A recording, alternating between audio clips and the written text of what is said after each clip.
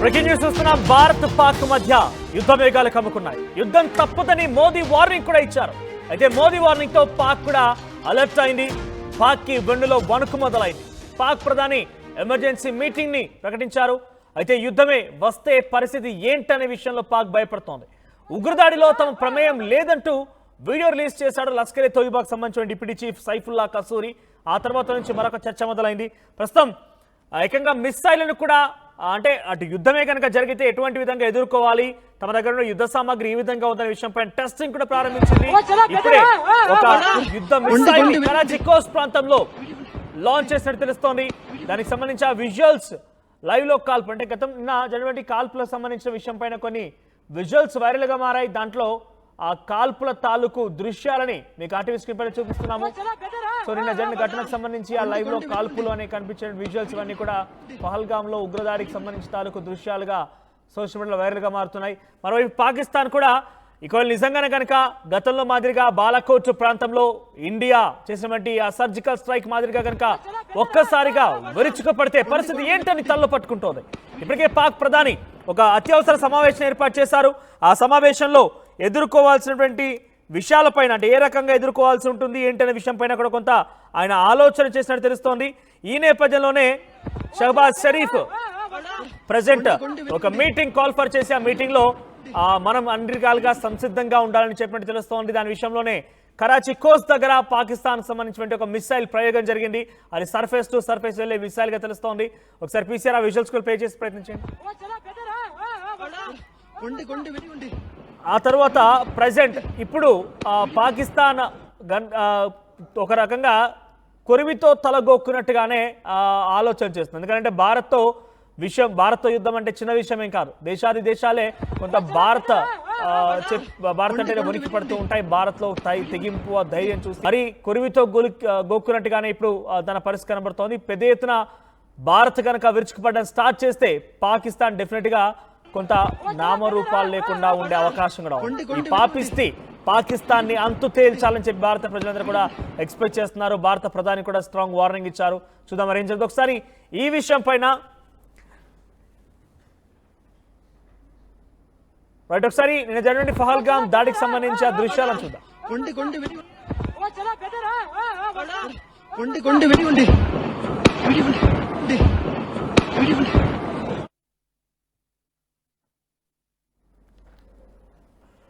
అయితే ఇక్కడ ఈ ఘటన తర్వాత ఉగ్రదాడి తర్వాత లష్కర్ ఈ తోయిబా పైన అనుమానాలు వ్యక్తమయ్యాయి. పక్కాగా ఇది పాక్ ఆర్మీ పని అయ్యి ఉంటుంది. పాక్ ఆర్మీ ట్రైన్ చేసినటువంటి లష్కర్ ఈ తోయిబా సంబంధించినటువంటి ఉగ్రవాదుల దుశ్చర్య అయి ఉంటుందని చెప్పి చాలా మంది భావించారు. అయితే ఈ విషయంలోనే అసలు మొత్తం వేళ్ళన్ని లష్కర్ ఈ తోయిబా వైపు చూపిస్తుంటే లష్కర్ ఈ తోయిబాకి సంబంధించిన డిప్యూటీ చీఫ్ సైఫుల్లా కసూరి ఒక సంచలన ప్రకటన చేశారు. మాకు ఎటువంటి సంబంధం లేదు, మాకు ఆ దాడికి ఎటువంటి సంబంధం లేదు, ఎట్టి పరిస్థితి రకంగా దాడి చేయలేదు, అసలు భారతదేశంలో ఏదో జరుపుకొని వాళ్ళంతటా వాళ్ళే సలాభం పొందే ప్రయత్నం ఏదో చేస్తున్నారన్న రకంగా ఆయన మాట్లాడుకొచ్చారు.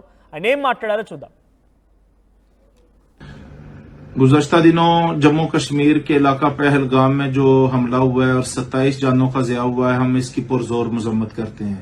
इस हमले की आड़ में हिंदुस्तान के मीडिया ने मुझे मोर्द इल्जाम ठहराया, फौरी तौर पर पाकिस्तान पर इल्जाम तराशी की है और गुज़श्ता 24 घंटे हिंदुस्तान का मीडिया इल्जाम तराशियों पर उतरा हुआ है।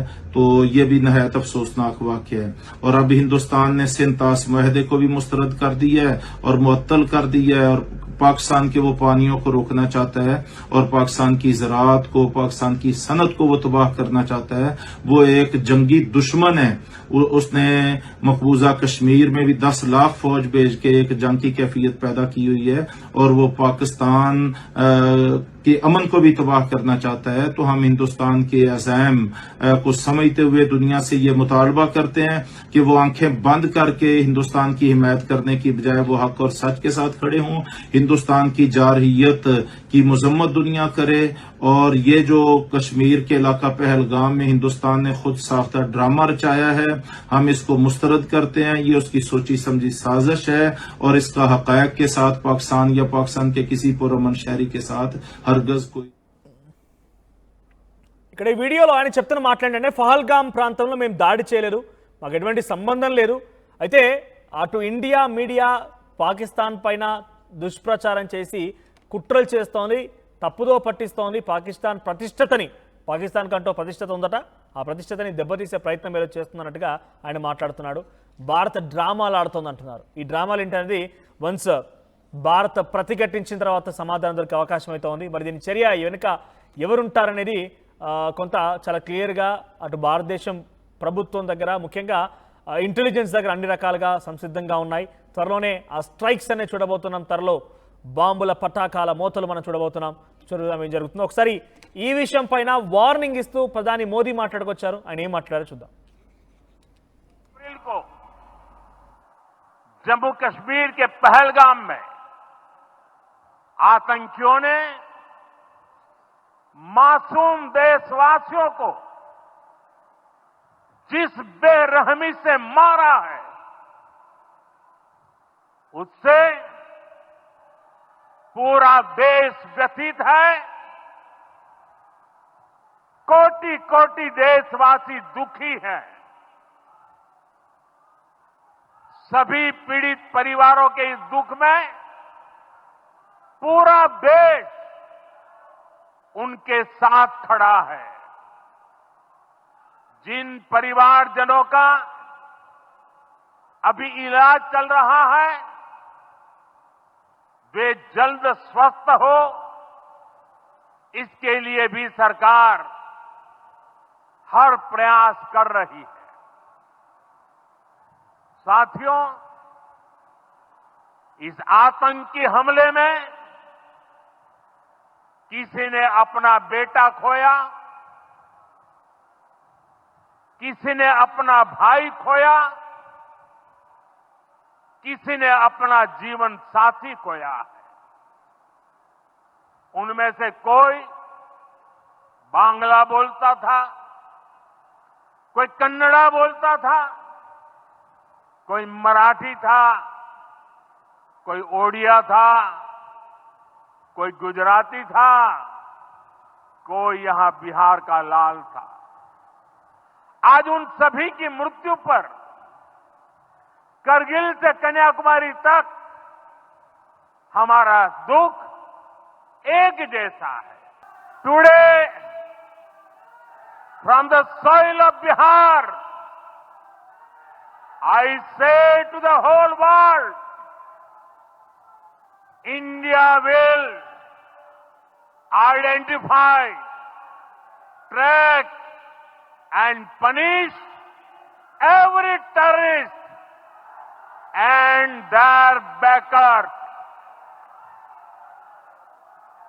We will pursue them to the ends of the earth. India's spirit will never be broken by terrorism. Terrorism will not go unpunished. Every effort will be made to ensure that justice is done. The entire nation is firm in this resolve. Everyone who believes in humanity is with us. అయితే ఇది ప్రధాని మోదీ ఇచ్చిన warning. త్వరలో ప్రతిఘటన ఉండబోతోంది, పాకిస్తాన్ అంతకంతకు రుచి చూడబోతుందంటూ Modi strong warning ఇచ్చారు.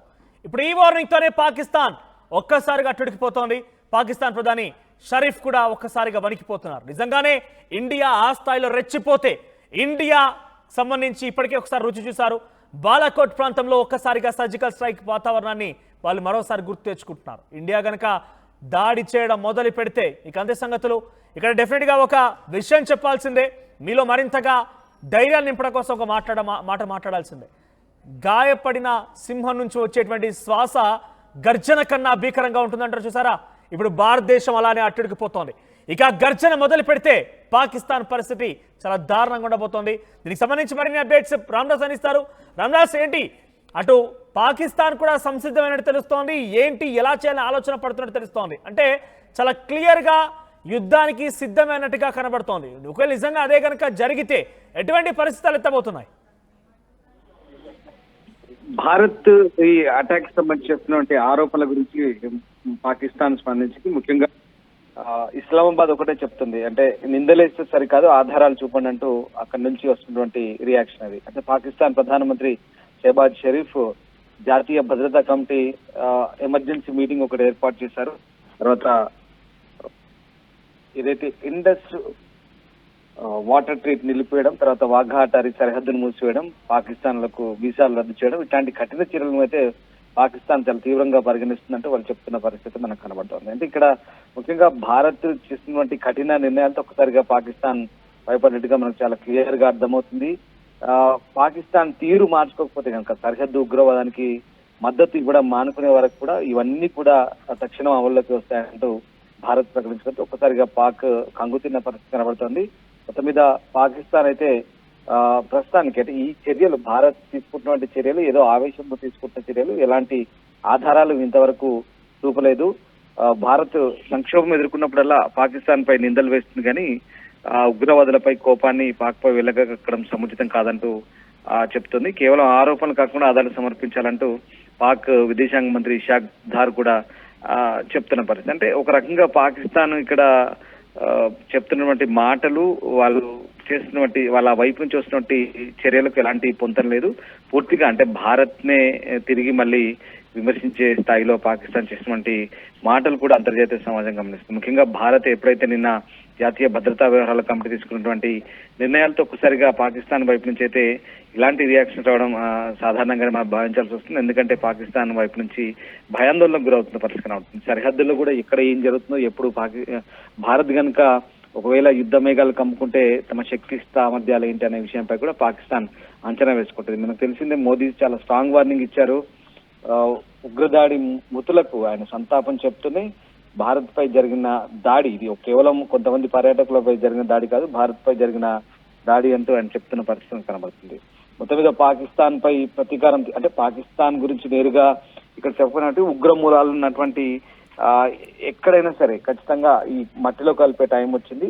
భారీ మూల్యం చెల్లించుకోక తప్పదు. ఖచ్చితంగా ఊహకు మించిన ప్రతీకారం ఉంటుందంటే ఆయన చెప్పిన పరిస్థితుల్లో ఒక్కసారిగా పాకిస్తాన్ అయితే తీవ్ర భయాందోళనకు గురవుతున్న సిచ్యువేషన్ మనకు కనబడుతోంది. పాకిస్తాన్ వైపు నుంచి అటు పాకిస్తాన్ ఇస్లామాబాద్ లో ఎమర్జెన్సీ మీటింగ్ కండక్ట్ చేసిన తర్వాత పాకిస్తాన్ అంతర్గత వ్యవహారాల మంత్రిత్వ శాఖ కావచ్చు, ప్రధానమంత్రి కార్యాలయం, అలాగే విదేశీ వ్యవహారాల మంత్రిత్వ శాఖ కూడా తీవ్రంగా ఈ అంశంపై మల్లగుల్లాలు పడుతున్నట్టుగా తెలుస్తుంది. భారత్ కు చేసినటువంటి హెచ్చరికల నేపథ్యంలో ఒక్కసారిగా డ్యామేజ్ కంట్రోల్ కు దిగుతుంది. లష్కర్ ఏ తోయిబా కూడా ఆ దాడికి మాకు సంబంధం లేదంటూ వీడియో కూడా రిలీజ్ చేసిన పరిస్థితి మనకు కనబడుతుంది. సో ఆ రకంగా భారత్ ఇచ్చినటువంటి కౌంటర్ తో ఒక్కసారిగా పాకిస్తాన్ వైపు నుంచి అయితే ఒక రకంగా భయం పుడుతున్నట్టు, పాక్ వెనుకలో భయం పుడుతున్నట్టు కనబడుతుంది. కేవలం ఇది నిన్న తీసుకున్నటువంటి చర్యలు ఇవన్నీ కూడా కేవలం కంటి తులుపు చర్యల్లాగా మిగలకుండానే ఇంకా చాలా ఉన్నాయి. ఇంకా ముందు ముందు చాలా రుచి చూపిస్తామనే అంశంపై కూడా భారత్ చాలా తీవ్రంగా ఇక్కడ స్పందిస్తున్నట్టుగా కనబడుతుంది. పాకిస్తాన్ విషయంలో చాలా